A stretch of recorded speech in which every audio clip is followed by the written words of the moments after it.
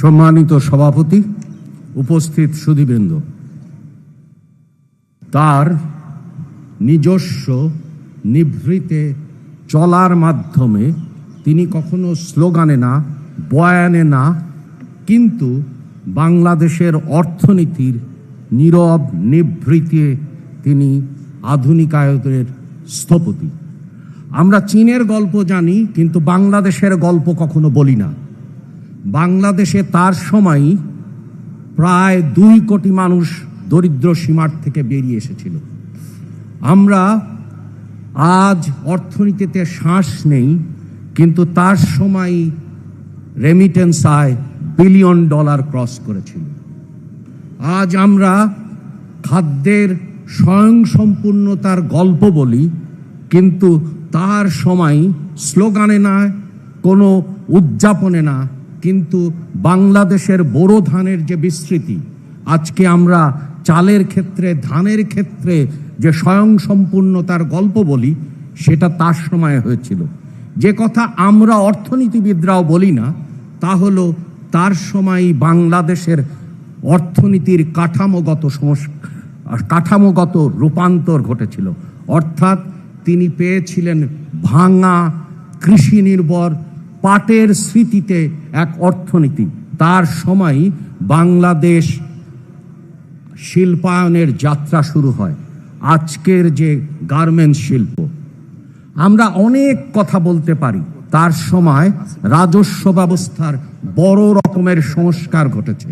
নারীর শিক্ষা আমাদেরকে আজকে যে আধুনিক শিক্ষায় প্রগতির সামনের দিকে যাত্রা, সেটা তার সময়ই ঘটেছে। এবং নারীর আনুষ্ঠানিক শ্রম যাত্রা তার সময়ই ঘটেছে। What I would like to say that she on her own way, own style, led the silent revolution that took place in Bangladesh in terms of economic modernization. In the world literature, we talk about the 4 decades of success of China. But what we don't talk about is the poverty that has been eradicated during her regime, more than 2 crores.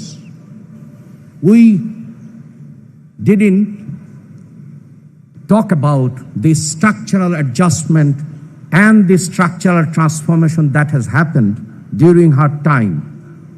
She is the one who has created the pathway for the formal employment of women.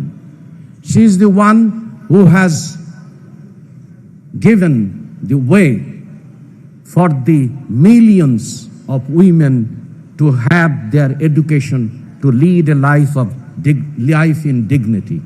She is the one who has in her own unique style, dwarfing the patriarchal cultures that prevent women to lead. So কবির ভাষায় বলতে গেলে, আমাদের পাকিস্তানের কবি যিনি স্বাধীনতার পক্ষে ছিলেন এবং মজলুমের কবি ফয়েজ আহমেদ ফয়েজ বলেছেন, আমি আমার গন্তব্যের দিকে একাই হাঁটছিলাম, এক এক হয়ে আমাদেরকে এক বড় মিছিল করে নিয়ে গেল। আমরা সামনের দিকে অগ্রবর্তী সৈনিক হিসেবে সামনের নতুন বাংলাদেশ গড়ে তুলব, সেই আকাঙ্ক্ষা ব্যক্ত করে শেষ করছি। আপনাদেরকে সবাইকে ধন্যবাদ।